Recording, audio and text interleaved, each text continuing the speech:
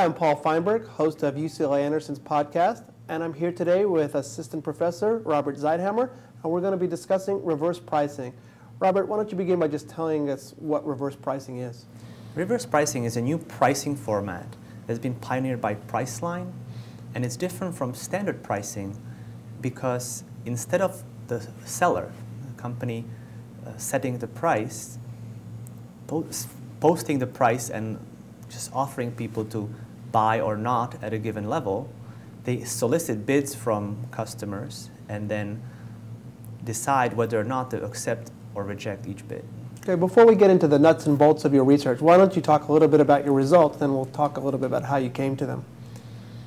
Since this is such a new pricing format, we became interested in defining the right way to do it, to, in some sense, deriving what's the optimal way to reverse price. And there are two questions we focused on. The first question we focused on was, should a reverse pricing seller charge a margin, or should they charge a fee for the privilege to bid?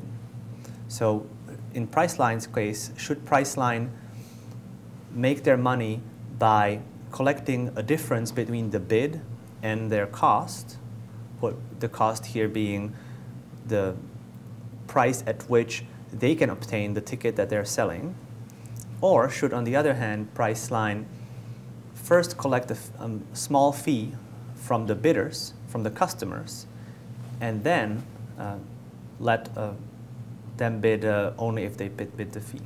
Okay, so talk a little bit about the research itself, the different methodology you used. The methodology here is a theoretical model. We make some assumptions about the kind of bidders and kind of customers that Priceline could be facing, the kind of wholesale costs, the kind of prices from airlines that they could be facing, and then we solve mathematically what would be the right way to do things. And the interesting thing we find is that it's almost never a good idea to make your money on the margin. Instead, it's more profitable for Priceline to first charge an upfront fee and then set the margin to zero. In some sense, setting a margin to zero means passing on the savings from the airlines all the way to the customers. Why is that? Why is it more profitable for Priceline to charge these fees instead of just make money by selling more tickets? The short answer is that it allows more trades to happen. A more detailed answer is that when you're asking people to bid against a secret threshold, because Priceline has a threshold below which it won't accept a bid for a given ticket, two things distort the market away from efficiency. One is that Priceline, since it's trying to make money, will reject some bids that are potentially profitable, in a sense that those are bids that are higher than their wholesale costs. But since they're trying to make money on the margin, they must reject them in order to raise the bid levels. Otherwise, bidders wouldn't bid enough. And at the same time, bidders are distorting their bids because they're not bidding their full maximum willingness to pay. Instead, they're bidding a little bit less than that to get a good deal, to create an opportunity to save money. And these two distortionary effects create a lot of potential trades that don't occur in the market. And switching from charging a margin to charging an entry fee reduces these distortionary effects. It makes people bid more and allows more trades to happen because the threshold is now lowered. What's to stop someone, a consumer using Priceline or anyone else using reverse pricing, from just bidding over and over again until they find the exact cheapest price? I mean, there's a lot of information out there for consumers. How does Priceline or similar companies avoid this from happening? Well, Priceline tries several ways to do this. It doesn't allow you to submit another bid right away. And so you have to wait some time, and there are ways to get around that, of course, but it's cumbersome. And it's actually another benefit of switching from the margin model to the entry fee model, because if you're charging a fee every time somebody bids, they'll of course think twice before spending that fee, trying to fish out what that hidden threshold is, what that cost is. Moreover, we find that it's actually in Priceline's interest to make as much information about their costs available to the customers and help them decide whether or not they would get a good deal at the current time.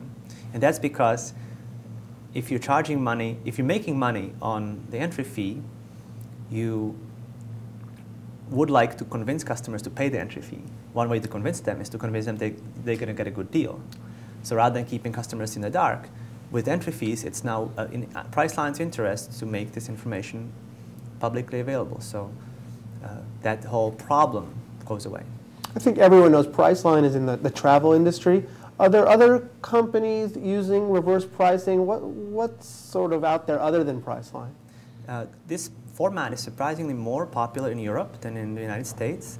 There are discount airlines in Germany that use it to price all their tickets, as well as consumer durable websites in Europe that use this reverse pricing model to sell their goods.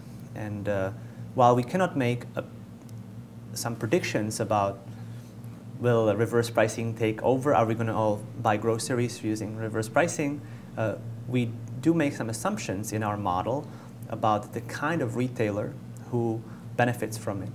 And the key assumption here is that reverse pricing is useful because it can overcome the menu cost problem, which is a problem faced by a retailer with very different costs that vary all the time from day to day across many different products, and it's just too costly to find optimal prices to post.